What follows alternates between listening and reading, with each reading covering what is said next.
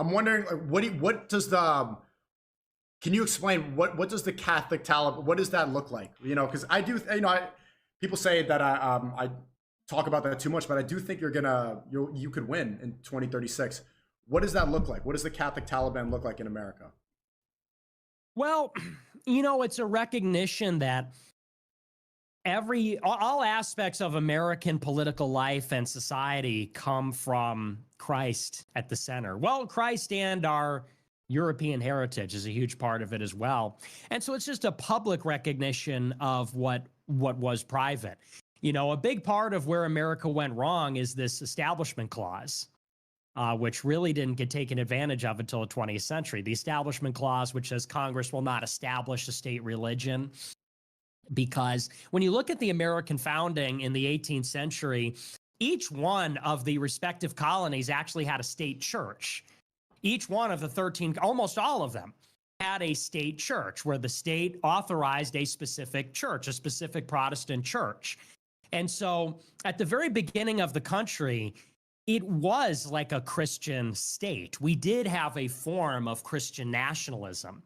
And it wasn't until and we had religious laws on the books. We had laws on the books regarding things that now are considered the purview of, people say it's the private domain, things like sodomy and adultery and homosexuality and even things like race mixing. There were laws on the books in states, and it was even adjudicated at the Supreme Court. It was not 100 years ago, within the last 100 years, where Supreme Court justices said that, of course, we're not going to allow gay marriage and sodomy. It's abominable. It's the oldest law of man. And it wasn't until, take a lot of credit for this, the 20th century, that they began to drive a wedge and say, no, that's the realm of the private domain. If you want to have pornography and sodomy and gay marriage and surrogacy and contraceptives and abortion, well, that's really your right. That's your prerogative. And we can bring in as many immigrants as possible because this is a melting pot. And it doesn't matter where they come from or what they believe or what they're about. It didn't really happen until the United States fully liberalized in the past 100 years that everything started to come apart. When we lost our Christian faith, we lost our European heritage and our values and so on. So it's just about creating a closed society. We need to have a president that's in office that says, you know what, this is a Christian nation. This is a white nation. It's a European nation. And I don't think that means you can't have non-white people living in it. But we can all recognize that if America was 90% Nigerian, it wouldn't be America. If America was 90% Italian, it wouldn't be America. If it was 90% Brazilian, it would be something else, And so we need to have a president that lays that down. And we do need to circumscribe liberty. Everybody holds liberty as the highest value, which now means freedom to be a degenerate, freedom to be a piece of shit. Go on drugs, get fat, cut your balls off, be black, do whatever you want. That's not what freedom means. Freedom means actually freedom from temptation and sin, which enslaves us. Freedom means you can start a business. Freedom means you can get married and have kids and take a stroll in the park and be a good person. Freedom doesn't mean you can be a total, loser. So that is kind of the recapitulation of American political theory that needs to happen. I think Catholicism plays a big part in that. I understand wanting to limit immigration the same way Japan does or other nations like this that have a strong economy. But how could you justify no race mixing or limited, say a Nigerian Catholic wanted to enter? If it's Catholicism first, there's nothing in the Bible that says that the race mixing is a sin or that, immigration is a sin. But St. Thomas Aquinas and the Catechism of the Catholic Church also say that a nation is not obligated to bring in more immigrants than it can assimilate and handle, and ones that don't respect our customs and our culture. And so the problem with immigration is not necessarily that you get some immigrants. The problem is they're fundamentally changing what the country is. And the United States will not be the same country if it's majority African versus when it started, when it was 90% Northern European. And so there's nothing, and people always say that. They say there's this tension between race and Christianity, but it's not true. I mean, for example, the Arab race has a very special role in Islam. You know, nobody can say, we're going to write the Quran in every language. We're going to say the Quran in English now. Muslims would lose their minds if they heard Well, that. that's You not know, a race Arab- thing. That's a language thing. Like it was revealed in the Arabic language, but even Prophet Muhammad, peace be upon him, he said that Arabs do not hold any superiority over whites or blacks, and that there's no, when we pray, Arabs have no some sort of superiority in Islam. But they do have a special place in the history of Islam evangelizing, if you could call it evangelization, or some might call it conquest, but, you know, taking over the whole Middle East and spreading out. And it is their language. And that is the land where, you know, it's the Arab Peninsula where the religion came from and where the holy sites are. So, you know, being Arab is quintessential to being Muslim. Now, being white isn't quintessential to being Catholic or anything like that, but the Catholic faith did evangelize the entire, or rather the European Catholic Church did evangelize the entire world. And so taking away Latin and taking away the European race, I view it similarly. It's just not appropriate. But I mean, but Jesus spoke Aramaic. Like he wasn't speaking Latin, and because it was revealed in the Arab Peninsula, it doesn't mean that Islam is an Arabic religion. That's just where it began. Same thing with Christianity. You can't. There's nothing in the Bible that says that this is a white religion just because it was evangelized by whites. But I would say that it's easy for Muslims to talk about this universalism, but mark my words, if the same thing was happening to the Arab world that is happening to the United States, which is the death of the Arab race, if the same thing was happening to Islam, which is the erosion of traditional Arab culture or Muslim culture, Muslims would not be okay with that. But it's always weaponized against Christians. People say, well, you're a universalist religion. But at the same time, God created the nations. We believe that God created the nations and the church is the mother of the nations, and we want to keep them. You know, we think there's something beautiful about the fact that Spain has its own cathedrals and its own culture, and Germany has its own, and France, and so on. And these nations are being erased from the world. And same thing, and the United States arguably is somewhat different in ways which, you know, it's kind of beyond the scope of this conversation, but, you know, there's something wrong about that too. And there's nothing inherent in Catholicism that says you can't preserve your identity. That's true. But also the Bible is written in, New Testament was in Koine Greek, not Aramaic. Yeah, but there's no such thing as, like, what do you think Muslim culture is? Well, it's the architecture, it's the language, it's the way you dress, it's all of it, because Muhammad came from the Arabian Peninsula. Yeah, but that has no basis in Quran or Hadith, in scripture. That has nothing to do with Sharia law. So it goes back to the question I'm asking, like, what is the Catholic law that you would instill?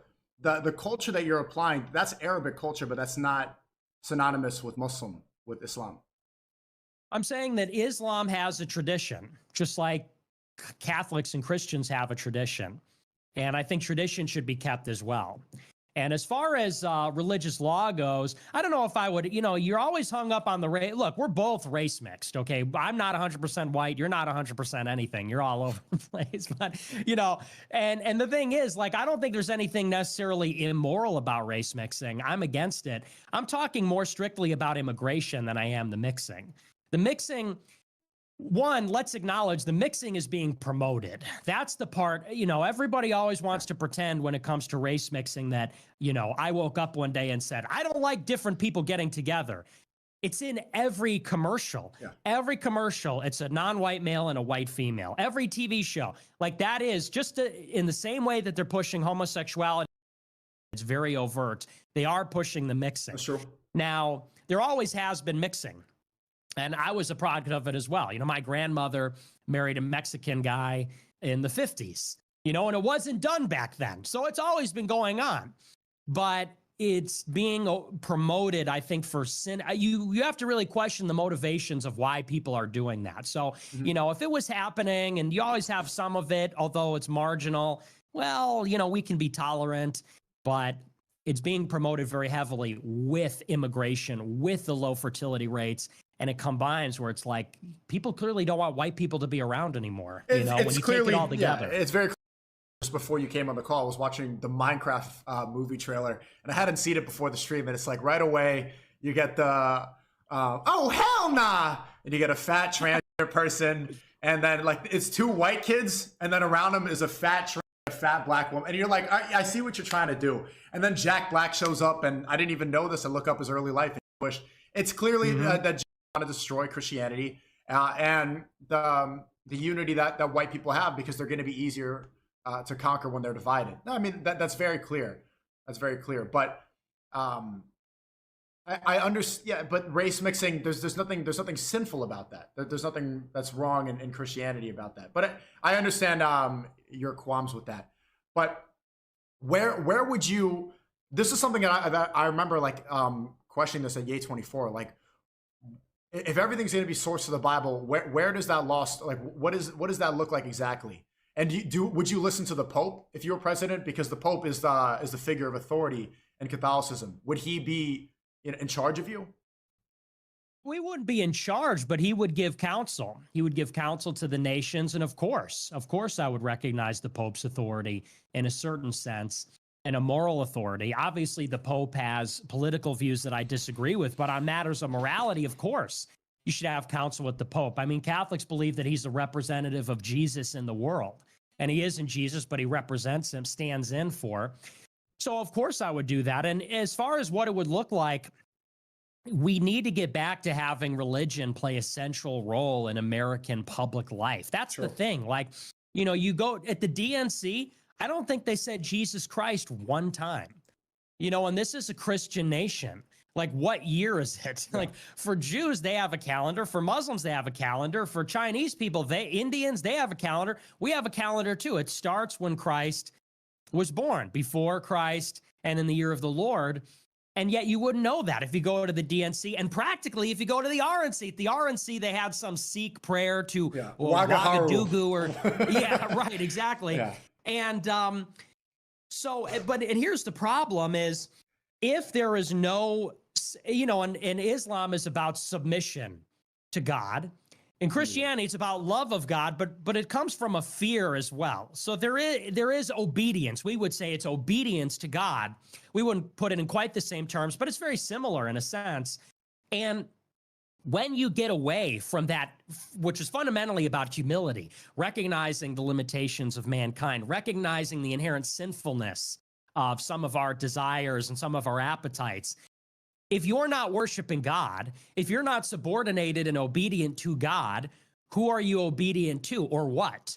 The devil, Satan, you're talking about just before I came on, idol worship, money, fame, sex, power, whatever. So, people approach religion and public life with some trepidation. They're hesitant and fearful about what it represents. I'm fearful about the opposite, which is if you don't have Jesus and the Mother Mary and the Catholic Church in the middle of it, which represent goodness, self-sacrificing love, humility, love of God, the eternal, the transcendent, the immanent, what are you worshiping?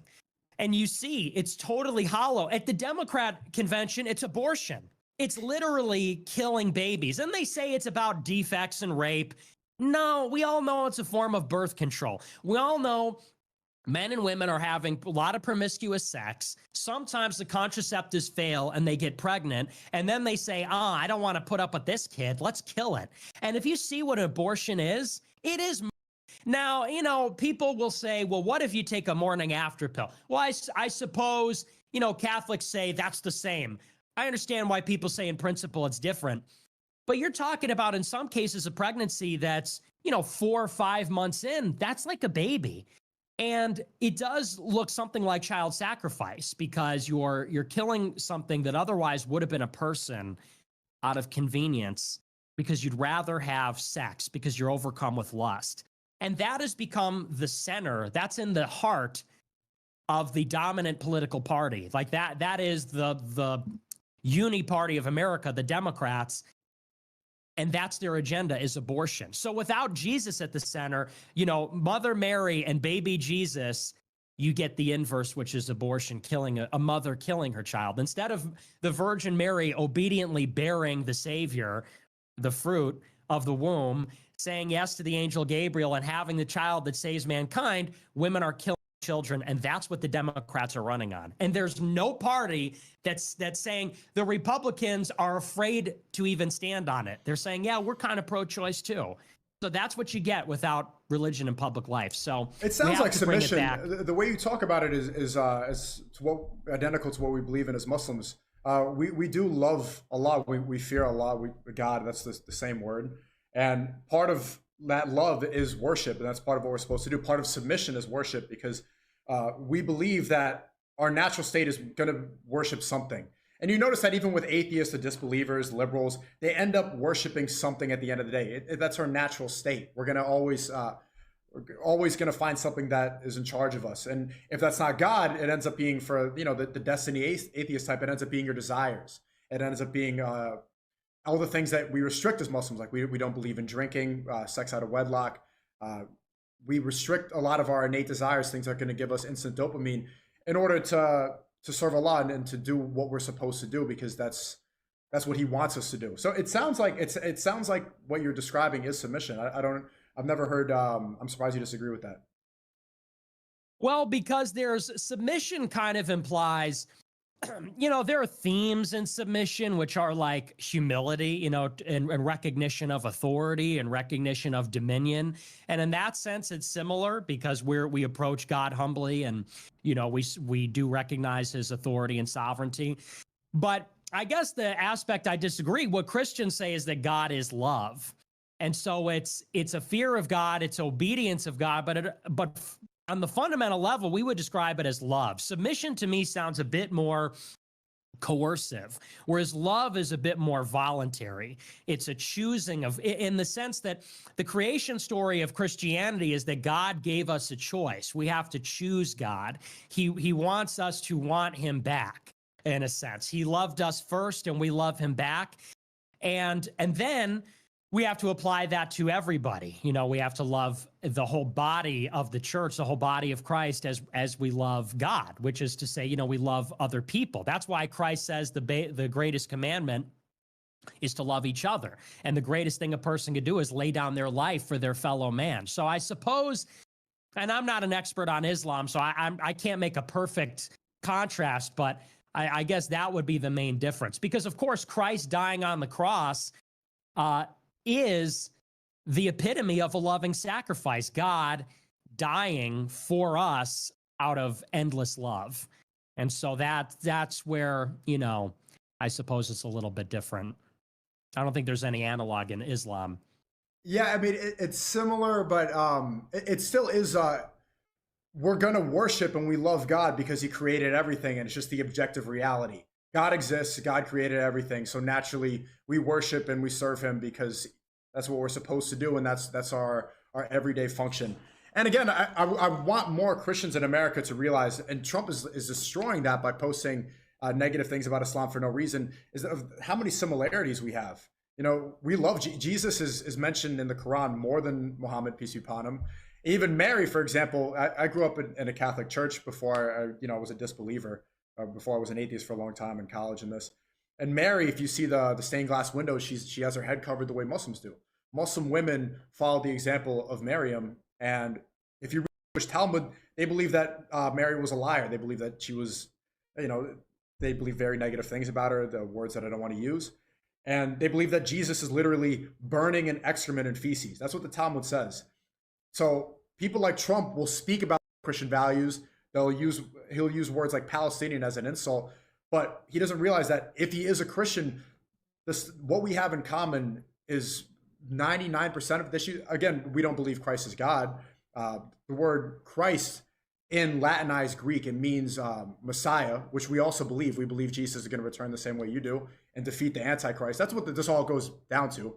If you see the celebrities with the one eye, if you look at the dollar bill with the Egyptian pyramid and has the one eye on it, that's all allegiance to the Dajjal, which is the Antichrist. Literally believe that they have a different Messiah and that He's going to kill. They hate Jesus. They want to kill Jesus when He comes back. We believe in the same Messiah, and we have that in common. But so many Christians, and I would maybe say so many Americans, will be more specific, have no idea about this, and they don't even take the time to look into this. Well, they don't recognize the, what Islam is. I would say it's less because here's the thing. I mean, Muslims and Christians, there's some similarities, but they are incompatible in the sense that we do disagree about the nature of God, and so that is something that is intractable, and Muslims and Christians want to evangelize. So we have similarities. We can kind of stand next to each other, but it does get a little tricky. The third element coming in is what really kind of unites us, which is that we're both under occupation by the Jews in a sense. Mm-hmm. I mean, you've got influence in the Muslim world, you've got it in the Christian world, and the thing that Christians don't get right is that Islam is not the religion of the Old Testament, because after it rejected Christ, and before that also, but in the intervening 2,000 years, they have developed a completely different religion, whether it's mystical Judaism with the Kabbalah or whether it's legalistic Judaism with the Talmud, and there's tension and fusion, and there's an interplay between those things. But they have developed a completely different religion, and Christians have it in their mind like you've got the Old Testament and the New Testament, and the Jews got off before the New Testament. They got off at their stop, and so they're the first episode and we're the sequel. But it's not true, because they continued to develop a religion, and so you could ask somebody, is the Zohar a Christian text? I mean, how does that have any relation to Christianity? The Zohar came in the Middle Ages. They say it goes back to Moses or Abraham, but the Zohar's got nothing to do with us. And the Talmud didn't come until 400 years after Christ. And they say that the rabbis have been debating the Mishnah during the time of Christ, but they didn't put it down and they didn't codify it, and, they didn't complete it until 1,000 years later, practically. So, and that's where it really is a form of ignorance. And throughout history, this has happened where, for example, the disputation in Paris or in Barcelona or in other cities in Europe, Christians found out about what the Jews were up to. They found out in Paris that the Jews had a Talmud, because the first Judeo-Christians were Jewish converts to Christianity. Mm-hmm. And they went to the king and they said, hey, you'll never believe what the Jews are doing. These are not the people of the Old Testament. They're not people of the book. They're practicing witchcraft. They believe in mysticism. They have this Talmud, and they held a disputation, like a trial, like a debate about what's in the Talmud. And when the Catholics found out about what's in it, they burned the Talmud. They organized an organized burning of the Talmud across the whole city, and they torched every copy of it. Alhamdulillah. Yeah. yeah, exactly. So Christians just really have no idea what they're dealing with. Even, Candace Owens brought this up with Rabbi Shmuley. This Rebbe of the Chabad Lubavitchers, Rabbi Schneerson, who they worship. And Schneerson is considered a messiah, and the Lubavitchers are everywhere. Kushner's a Lubavitcher. Millet is a Lubavitcher. The Lubavitchers have an audience with Putin and Netanyahu, and they were in the White House. And Schneerson believed that we're not human beings. He believes that non-Jews have no souls and we're not human beings. We're cattle, and we should worship the Jews because they're the ones that, according to the Kabbalistic belief, they're supposed to collect the shards and protect the divine spark. And it's all this nonsense. And Christians just have no idea about any of that. So you are right. There's a deep ignorance about the fact Jews run America and what they actually believe. I mean, that's the root of the issue. There's not an ethnicity problem with Jews. That's what Muslims believe. We don't believe that the Jewish ethnicity or whatever, that they're inherently evil. It's the tribalism that you see in the Talmud. You're smiling because maybe you disagree, but it's the tribalism. It's the belief. This is the root of all evil, is idol worship. And they believe that they are the chosen people, that they had a different connection with God, and that they're the master race and they're superior to everybody else. Rabbinical Judaism, because there's so many different Jewish sects, Rabbinical Judaism is the belief that like rabbis are able to communicate with God. They're pretty much like walking prophets. They have some sort of divinity. This is the real issue. And I want to hear now, what is it specifically with Islam that you disagree with? And because as Muslims, we believe that Jesus never asked to be worshipped. That Jesus never, when he was alive, there's no source of when he said, like, pray to me. There's no a source where he ever claimed to be divine. In fact, many times we believe that he said that he claimed to be a prophet. And even the slogan I see all the time, whenever I tweet about Islam, I have so many groypers that reply, Christ is king. You know, you have a very strong support base on X. And I like a lot of them because we agree about so much. But they say Christ is king, and it got me thinking, like, what does that even mean? I've said it before at Fuentes rally too, because I think for America to actually become, to have Taliban rules is unlikely, and it's more likely that Christians have some sort of Sharia law. But then I realized, like, well, where is that? Because there's no law, there's no Christian law specifically. And if you look at the phrase Christ is king, because if you believe Christ is God, why not just say Christ is God?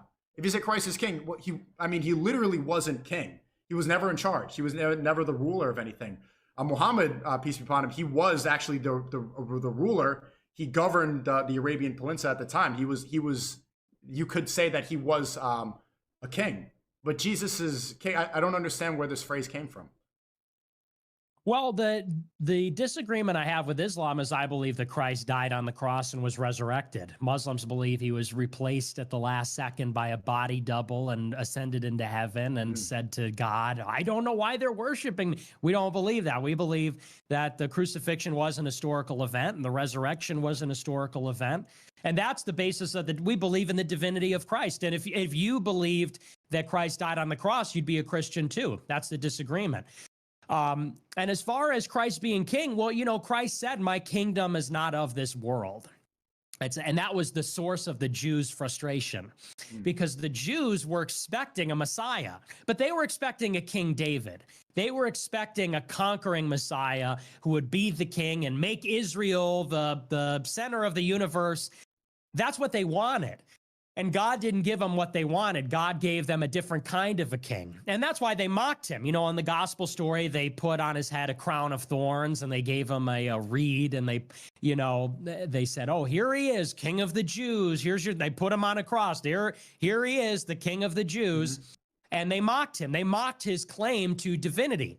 But Christ said, I didn't come to conquer and be a king. I'm from another kingdom, a different kind of kingdom. And so that's what we mean. And we do say that Christ is God. We say Christ is God. We say Christ is Lord. We believe that Christ is just as much God as the Father and the Holy Spirit. And he did claim to be God. He said, before Abraham was, I am.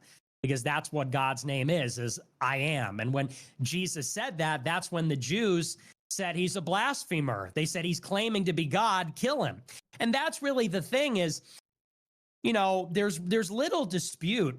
When you look at the stories about Christianity, they date back really to the 1st century. And even the non-Christian sources date back to the same time. They're contemporary. There's no dispute that the crucifixion happened. There is dispute about the resurrection. Obviously, secular people don't believe it happened. But there's really, you either believe that Christ was God or he wasn't. But there's really no middle ground. Some people like to say, well, he was like this great social teacher. Well, he was some other thing. He said he was God. So either he said he was God and he rose from the dead, or he wasn't and he died and that was it. But he did live, he did get crucified, and he did claim to be that. And that's where I think the Muslim position almost makes no sense, because it says there was, by magic, a body double that kind of came in. I don't even know how that happens. No one talks about that. No, but it's not magic. They say that the body was replaced at the last second and Jesus was ascended. And at the same time, like when you say, we believe that God breathed and he said, be, and Jesus appeared. The same way you bring up that verse where you say, I am. Does that, can you really say that that's a source of him claiming to be God? Absolutely. Well, that's God's name. And that's what he meant. And I am. That's God's name? Mm-hmm. Yes. And that's why it was blasphemous. He said, before Abraham was, I am. And what does that mean? It means that, that's what God revealed his name to be. And so and Jesus was Jewish. And he was saying that to the Jews. Of course, he was in Judea. He was in Israel, or the land of Israel. And so when he said that to them, he knew what he was saying. They knew what he was saying. And that's why he was killed. That's why they wanted him dead. And that's why they wanted Barabbas instead of Jesus, because they said he's a blasphemer. He's a heretic. He's claiming to be God. And so he did claim to be God. And of course, we disagree. We disagree. I mean, at no point, there's nothing that we could see where Jesus said, "Worship me" specifically. And again, if we're gonna follow, because we're gonna say we follow in this footsteps, Jesus worshipped God. You know, he put his head to the floor. We could have, of course, this debate has gone on for a long time, and we don't need to go in there forever. But I do want to, I'm not sure if you specifically described like what is that going to look like? Because if you look at your beliefs, Nick, and everything that you're rejecting of abortion, of homosexuality, of the infiltration, and how ideas and culture and belief systems, morality, all that gets subverted without religion, Islam and Sharia law fits into your beliefs like pretty identically. It's almost like you want me to say, you're right, Sharia, we have to accept Sharia law. Like, I told you what it's going to look like. We want to get rid of the Establishment Clause. We want a president that seeks counsel from the Pope. We want some laws that govern morality, like restoring some of the basic ones. But we don't have the same. I mean, you're an Islamist in the sense that, Muslims believe that you should have a theocracy, right? That you should have a religious law that governs civil matters as well. And Catholics don't have it in quite the same way. But we want to have a confessional state that is, my ideal state is a Catholic king that is subordinate to the Pope. But that probably won't happen in my lifetime. So, ideally, what we'd like to do is just get rid of liberalism altogether. And this idea that everyone should vote and there should be elections. We would want a king and maybe some kind of a Republican system beneath that, aristocratic Republican system underneath that. But we would want a Catholic king, ideally. And we would want the king to function like the priest of the nation. And we would want something like that. Catholics would. Real Catholics would. So and you want a monarchy in America? Yeah, that would be the ideal. That would be the dream. How realistic is that?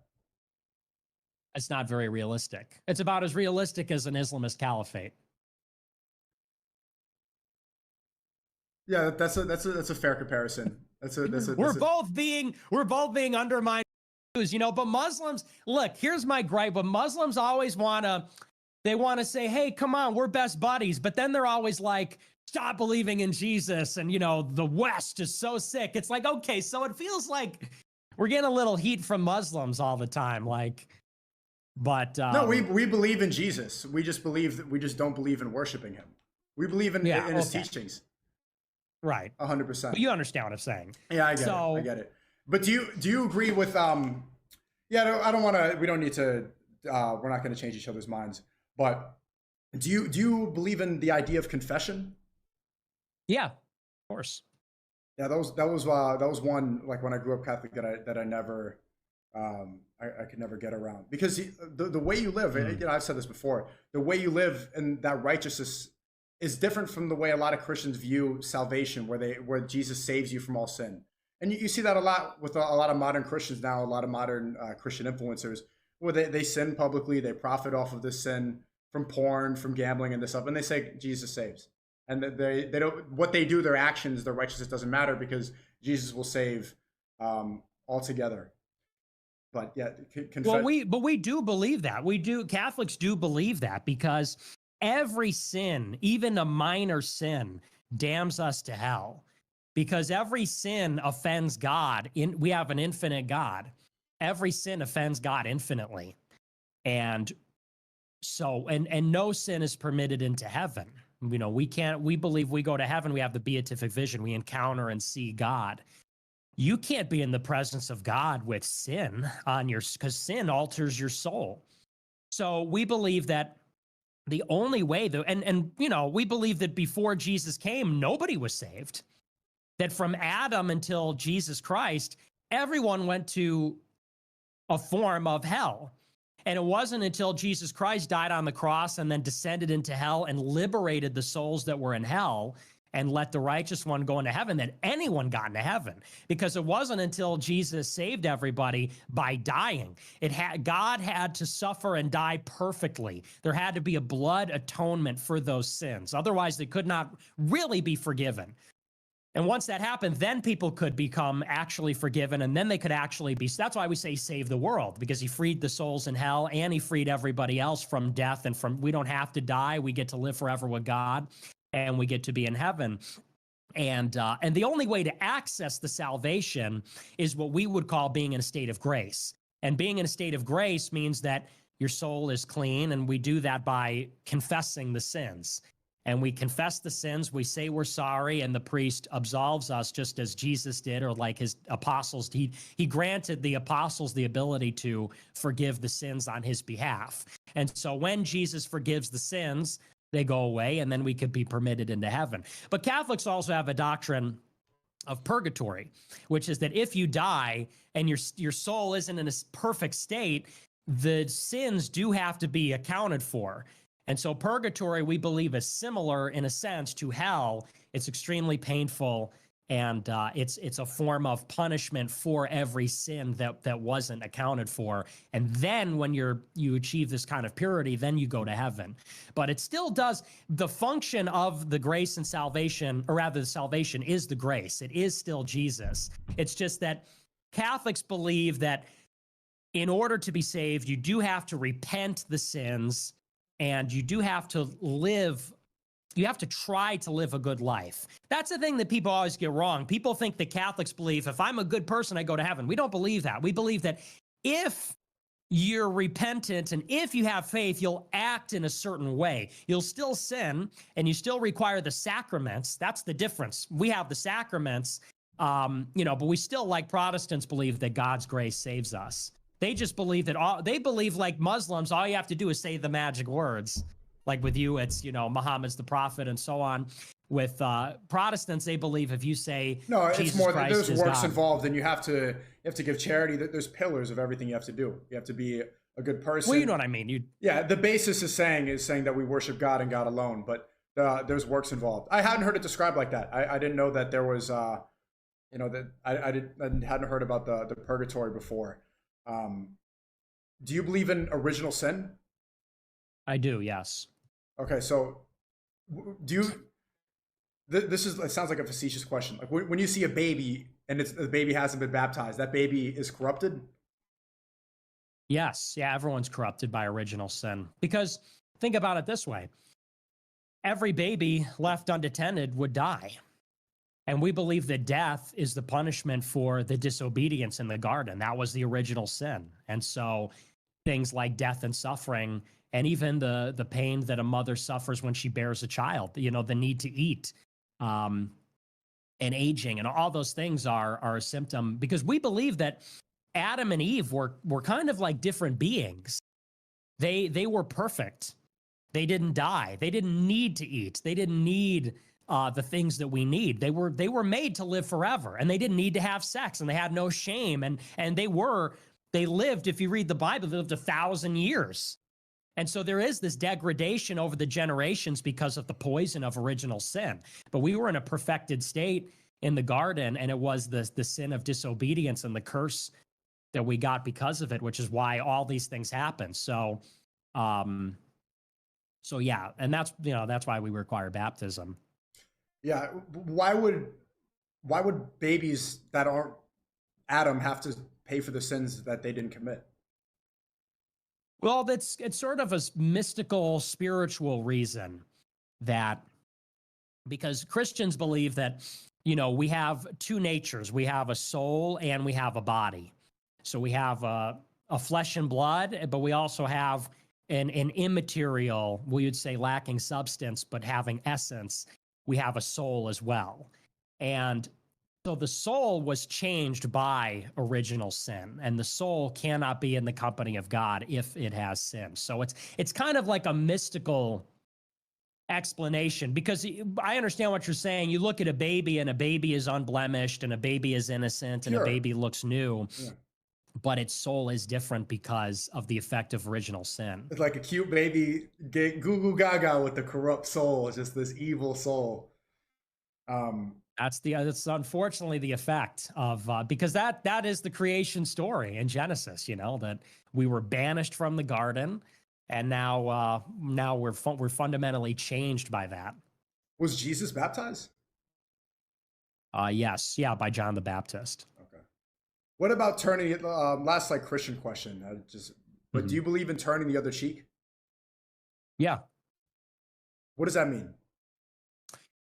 You know, Christians believe that turning the other cheek means like you have to let people kill you. Like if someone comes at you with a gun, you have to be like, bring it on, like send me to hell, send me to heaven, like, but it doesn't. It means in the context of the Bible, it really means forgiving like petty insults. It's really more about humility. And of course, Christians are not supposed to seek revenge. So turn the other cheek means, you're supposed to overlook petty insults and not, it's kind of like a spirit of not being vengeful and wrathful in general. But it doesn't mean you can't like defend or protect yourself if that's where you're going with that. Because that's what people always say. They're like, if you don't let someone kill you, you're not a Christian, because Christ would have said turn the other cheek. I mean, you can defend yourself and you can protect yourself, but it means you have to have kind of a forgiving attitude, magnanimity. So, if someone slaps you in the face, do you forgive? You're supposed to, yeah. I mean, That's not you're you. supposed to get if someone's attacking you, Yeah. you're supposed to get away from them. Or But if someone, you chuck the Sprite right back at them. well, that was a self-defense situation. Okay, I don't know if you have the situational awareness, but that In-N-Out was about to blow up. Yeah, it was. There were I identified a lot of hostiles, a lot of red dots on my radar on the mini map. If you notice, so I was like, "Hey, we gotta get," and we did. We left, didn't we? We did. We got out of there. We left. It we could turned the other cheek. It could. I don't know if we turned the other cheek. We threw. Yeah, that situation. I think the Sprite made the enemies more alert in the situation. The UAV radar was red. They were highlighted. But even though you're red. yeah, I watched a lot of your stuff, and you're doing very very well right now. I think your career is probably at an all-time high, is it not? Yeah, I think so. I think the reality of my career is that I really got set back after the 6th. After J6, I got totally ruined, and I had to build it back really from nothing. I literally had nothing after January 6th in terms of money, in terms of everything. So I built it all back, and now it's probably the biggest it's ever been. So yeah, things are going pretty well, thanks to Rumble and X, mainly. Yeah. And you as well. I mean, so what's going on with you? You're on X now. Is that real? What do you mean I'm on X? A Sneako update said you got a contract with X. Is that just? I don't even know what he posts sometimes. Like, Okay. I don't want to push it there. That's not true. Do you get $100 million from Saudi Arabia? No, he messaged me. He said that you unfollowed him. He said. Yeah. Okay. Because Tristan Tate tweets a video where they're like, "Oh, Nick Fuentes is so funny," and then what does your updates channel do? Post a clip of me saying they should be in jail. What the fuck? Like, what are you trying to do, man? What's that? So I soft blocked him. You did? Mm-hmm. Oh, he's sad about that. He's sad about that. I think I told him to delete it. It's gone now. Good. Okay, good. Yeah. I mean, look, the Tates and I, we had a back and forth, but then, we came together. We don't need to remind everybody of all the bad blood. I'm like, what's this guy's problem? What's this guy's problem? Updates channels always stirring the pot, man. Hey, they're engagement farmers. He's good at his job, but he is good at his job. He's very good. So your Clippers too. They're like on everything I post. But even though your career is probably in the best situation it's been ever, you seem angry. You seem. I understand. Like Candace said on Aiden's stream. She's like, he's 26 and he's really angry. And she has, that's an accurate observation of you recently. It's like, I look at you, but I mean, it's justified, but is there not, are you not happy with your accomplishments? Well, there's a few questions there. I mean, when she said I'm angry, she said, she goes, I understand why he's angry because he got canceled by the, but now it's time for him to figure out what he's going to do. It's like, okay, but if you watch the long arc of my show, I'm really not an angry guy. I'm an entertainer and I do a show and I get a little animated, but I'm really not motivated by anger. You know, I've forgiven a lot of people and everything. So I thought that was kind of like a backhanded diss. That was like a passive aggressive diss. And it's also like this, like a typical woman thing. She goes, yeah, she's a woman. Well, he's a poor baby. He got victimized and then he was mad, but now he needs to move on. It's like, okay, well, first of all, I didn't get mad. I got canceled and blacklisted from everything. Okay, big difference. It's like she's acting like, you know, they were mean to me and I was upset. No, they went after me for years, lying about me, banning me from social media, banning me from payment processors, banning me from blacklisting me from CPAC, from everything, disavowing me, lying about me, and I fight back. When people lie about me, I correct the record. When people ban me, I, you know, go on an alternative site, whatever. So that's like a kind of shitty, dishonest way to portray it. As far as my attitude right now, I am very short-term pessimistic because of what we're getting from Trump. You know, but I don't know that I would say that I have anger as a guy. I'm very angry about the fact that Trump is not giving us a good option to vote for. And so I am a little bit pissed off about that.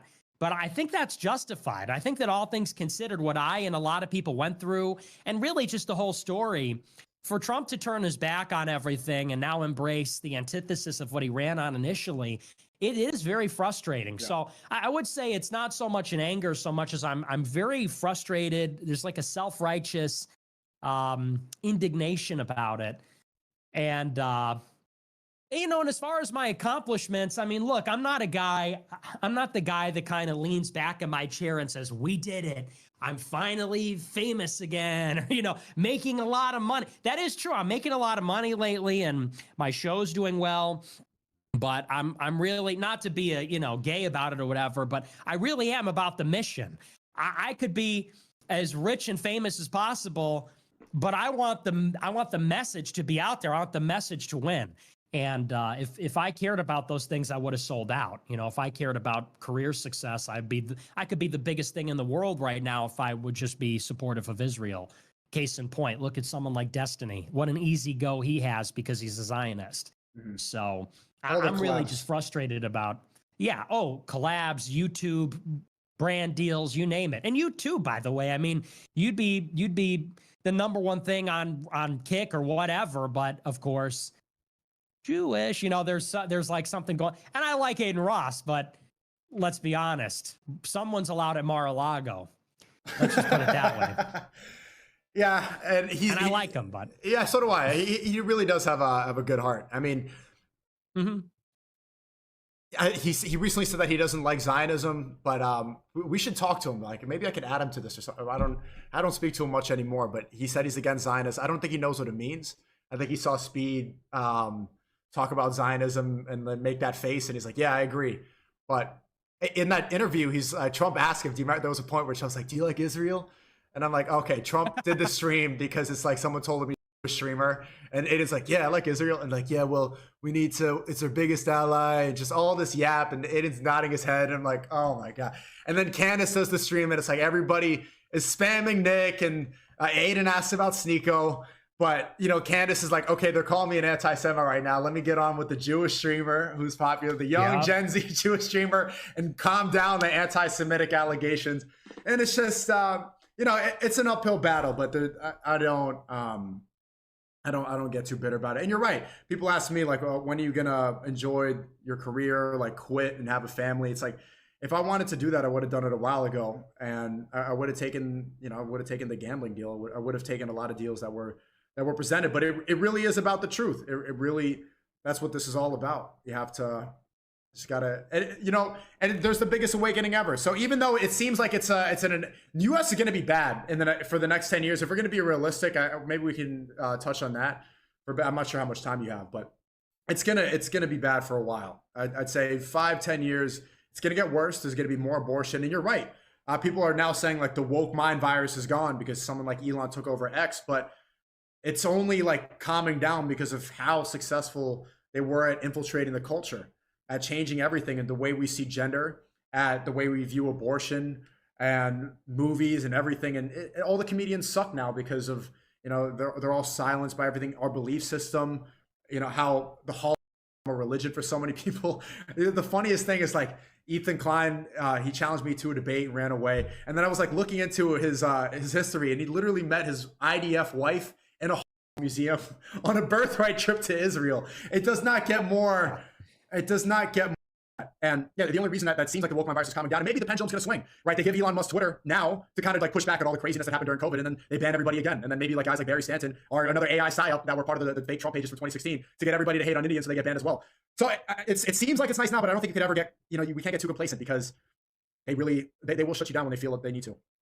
Yeah, I think it is going to get worse. I mean, and you're referencing that. I think that tweet I made where I said that wokeism, properly understood, was a process. It's not a phenomenon. It's a process where, America is changing. It's becoming more liberal, more secular, more brown, more female, more everything. And the problem is the population had these attitudes. They did have these deep-seated attitudes about all those things, about race, gender, tradition, etc.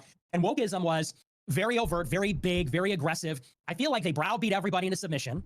And then once everybody was cured of their real racism and real misogyny and real whatever, wokeism was allowed to recede a little bit. And you realize that nobody is really racist anymore. Nobody is really sexist anymore. No one's really any of those things anymore. Even your most hardcore Republican is saying, yeah, the Republican Party should have more diversity and it should have women in it and it should be secular. And, in essence, it worked. We have two parties that are feminist, pro-gay, pro-diversity, pro-everything. And you'd be hard. And people like myself, who actually represent old world attitudes about any of that, we're relegated to the fringe. We're called the extreme, the alt-right, the Nazis, the fanatics, the whoever. And I think that in that sense, wokeism can be viewed as a success. Everyone is fundamentally woke. And yeah, they did away with some of the more oppressive, suffocating speech regulations, like now, yeah, you can crack some jokes and it feels like it's a little bit looser now, but that's only because it basically worked. There was a chilling effect. Everyone was destroyed. And now it's receding a little bit now that everyone learned how to play nice. And, and even now it's like you have these like fake non-PC people like Bill Burr.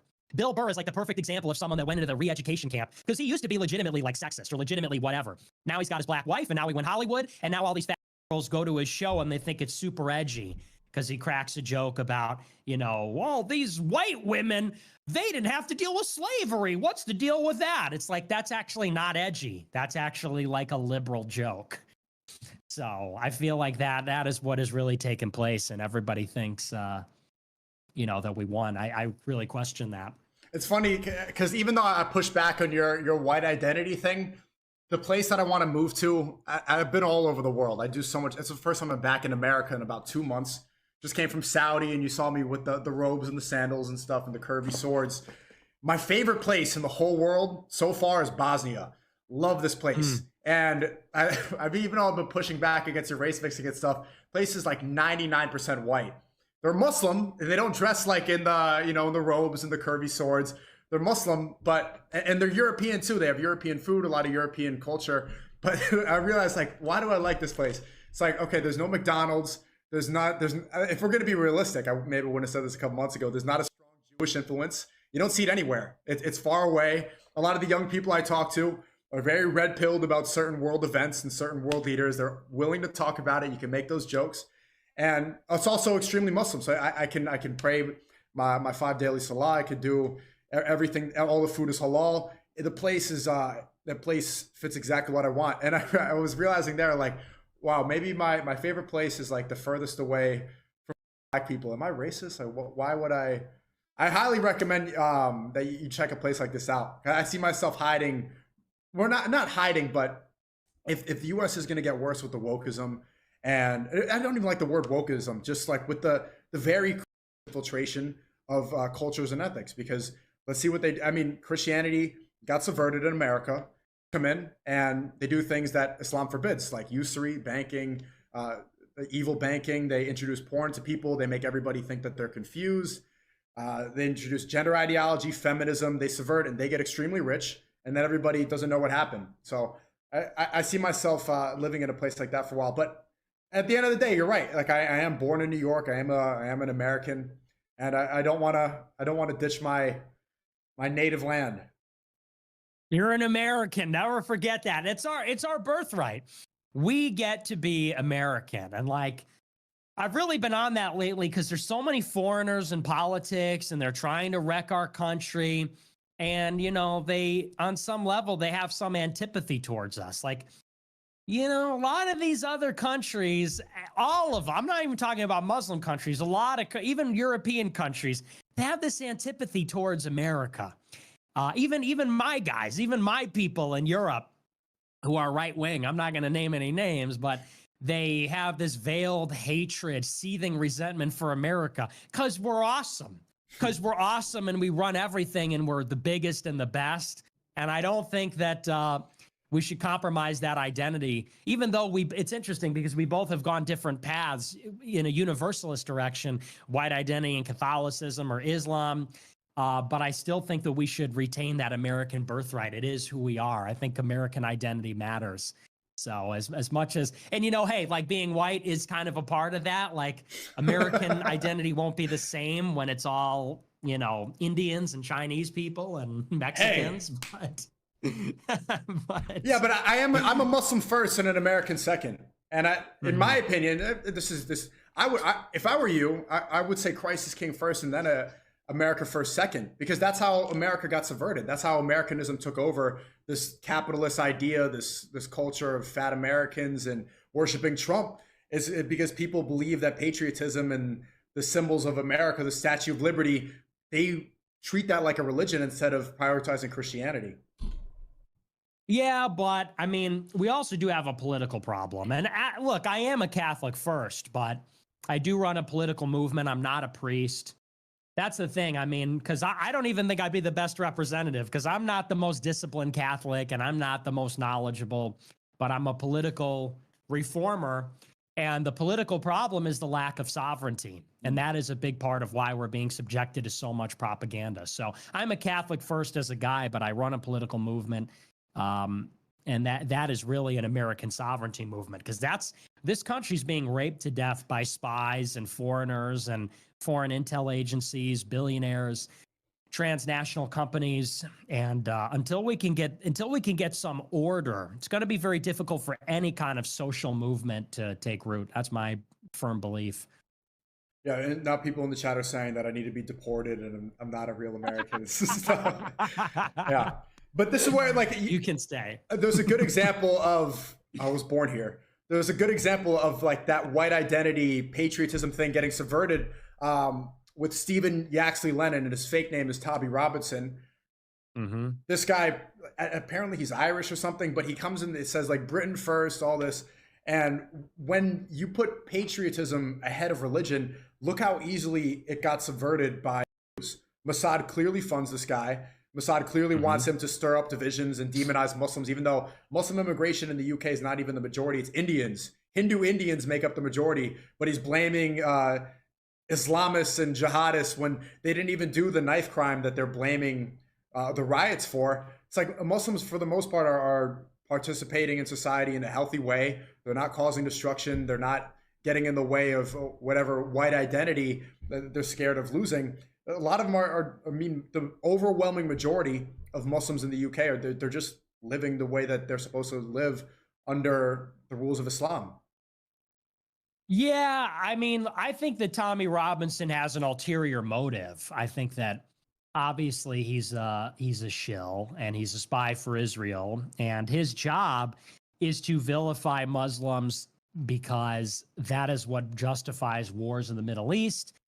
And that is what fortifies the positions in these societies in Europe and America. At the same time, there is a demographic problem. I mean, white English people are the minority in London. And, Muslims aren't the only ones. It's Indians and it's other types. It's Africans. It's other types of people, but it's Caribbean people. But that is a problem. Don't you? I mean, you don't probably see it that way, because you would like to see the whole United Kingdom be under Sharia law. Alhamdulillah. But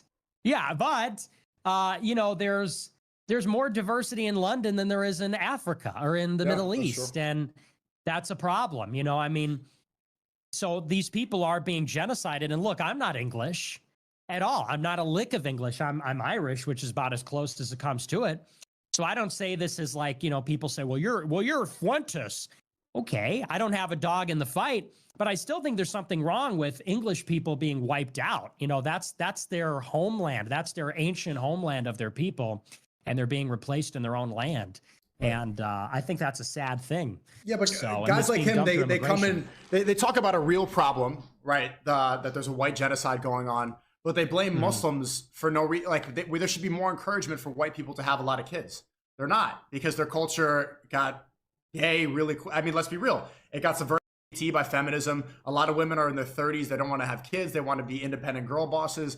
Gay people came in, and that's a part of the reason the population isn't growing. That's what they don't talk. Well, that's what a lot of whites in the UK, not you specifically, don't talk about, is that the reason that the whites are getting genocide is not just because of immigration. It's because whites are not having kids as much, and there's a real issue there. Also, they say like, oh, we need to deport them all. We need to deport. How is that going to happen, right? These people have passports. A lot of the people with sandals and robes that you talk about that I hang out with in London, they're born in the UK.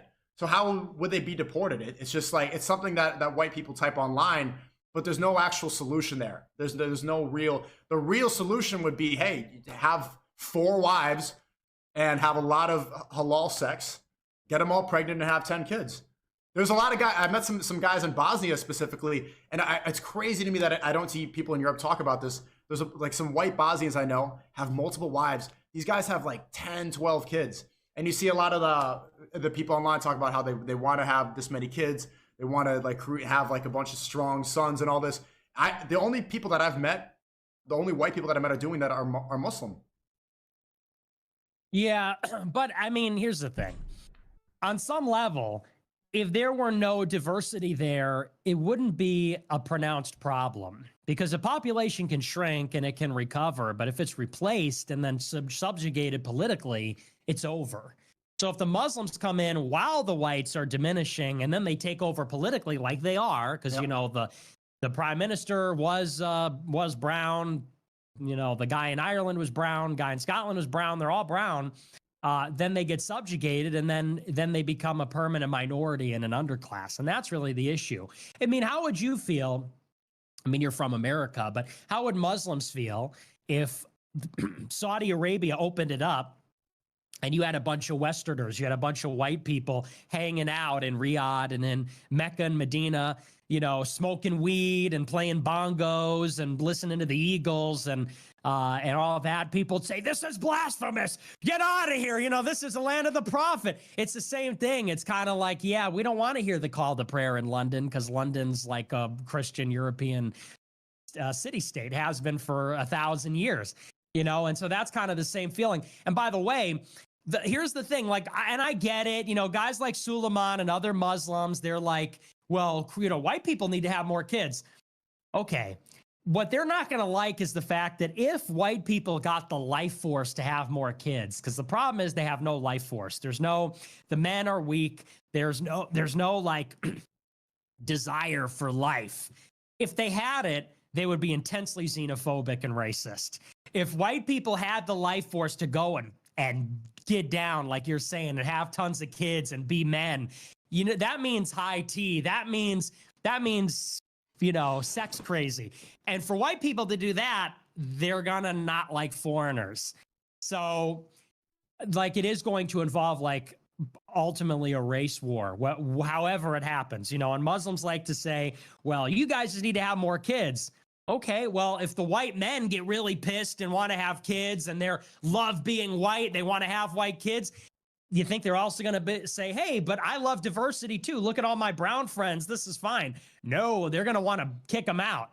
So it's kind of like, be careful what you wish for. I mean, on some level, it is a conflict. It's a race conflict. It's a religious conflict. There's no getting around that. And it's brought on by globalization and, you know, some of these trends. It's more of a religious problem than a race problem, because like that white guy playing the bongos is not going to go to Saudi Arabia because he has no reason to, when he could do that in a Western place that's liberalized and that's going to accept it. Right. I actually know a lot of Americans that have moved and have uprooted. There's this one guy, Mutabil. He used to be in Tupac's group, and now he has a restaurant in Riyadh, Saudi Arabia. And he brought he makes ribs like Southern black people. He brought like one of those, like a Southern meat. I don't know what the word is, but he has a restaurant like that in Saudi Arabia, and he's Muslim and he's contributing to society and he's allowed. They let him immigrate into the country fine. The reason that he goes there is because of religious reasons, and that's why it's accepted. A white guy is not going to go to Saudi Arabia because if he wants to smoke weed and do that, he's just going to stay home. Yeah, I'm not sure what the point is. I mean, I think that a lot of Muslims resent the fact that the Muslim world is being westernized. The only difference is that it's not a demographic issue because our countries are richer, white countries are richer and kind of generally, have better quality of life. And our population is dying. But, if the Muslim world was such an attractive place to live and if we had more people, we would probably be moving there and Muslims wouldn't like it in the same way they don't like this cultural hegemony that the West exerts, even though our population's going away. And all that is to say is like, look, the problem isn't just that whites aren't having kids. It's that there is a significant foreign element. And as long as there is difference, there's going to be conflict. It's really that simple. Diversity is not a strength. I mean, these people come here and like, look, they have different culture, different customs, different beliefs. And the more that they have to deal with each other on a daily basis and fight for the same resources, they're going to fight. That's the history of civilization. So, I don't think that it's a remedy to just say, hey, have more kids. It's like, well, if you have more kids, there's still gonna be an issue. I mean, that's what I love. That's what I resonated with Islam always, and why like the teaching. Well, the book of Malcolm X always made sense is because when a king kneels next to a peasant and they're both worshiping God, they're equal. It gets rid of that diversity problem because nationalism is not a part of Islam at all. There's no association. As long as you're Muslim, you're my brother, and that's why it's the most. I would say probably the most universal religion, and why it makes the most sense there because we're all Muslims and we're equal under faith, not region. The thing is, though, don't you think that you can kind of get away with that in like in the abstract, but that's not what the Muslim world is. The Muslim world is very diverse and there are conflicts and they do have ideology. I mean, are we really going to sit here and pretend that the Muslim world is singing Kumbaya over Islam? Everyone's kneeling together and praying. Yeah. I mean, well, not Kumbaya, but singing the prayer. There's intense religious conflict between Iran and Saudi Arabia, between, some of the radicals and the more moderates. And, I mean, look at what's going on right now in the Middle East. And I understand that Israel's doing the bombing, but Muslim countries are helping them and Muslim countries are against other Muslim countries. So, you kind of have, when it comes to Christians, I feel like Muslims love to point out Christians are too liberal. Christians have lost their way. Christians have diversity. Nationalism conflicts with it. And as if there's this like idealistic version of Islam where everything's perfect and everyone's pious and there's no corruption, no degeneracy, no liberalization, no westernization, no sectarian or religious conflict. I mean, that's obviously not the truth. And they like to blame it all on the West, but it's been going on a long time. So that's just, I feel like that's a lot of it is human nature and problems that the whole world is undergoing because of globalization and modernity together. Which are subwords for I think it really well, but then and technology and liberalism. I mean, yeah, are a big driver of it, but a lot of it's sociological. Mm-hmm. All right, we're kind of yapping in circles. Are you doing a show tonight? Yeah, you're making me late. Not much later than normal. Yeah, but I'm gonna do a show. Yeah, I tried to give you a couple exits so I wouldn't keep you too long, but I'm autistic. You got to kick me out. Thanks again for coming on, Nick. It's always good to. It's been a while, man. You can hit me up more. We can, whatever. It's good to. It's always good to talk to you. Yeah, man. Likewise, good to catch up. Good talk. I'll see you later. Talk soon. Assalamu alaikum. As-salam. Yeah, Christ is king. All right, bro. God bless you. All right, later.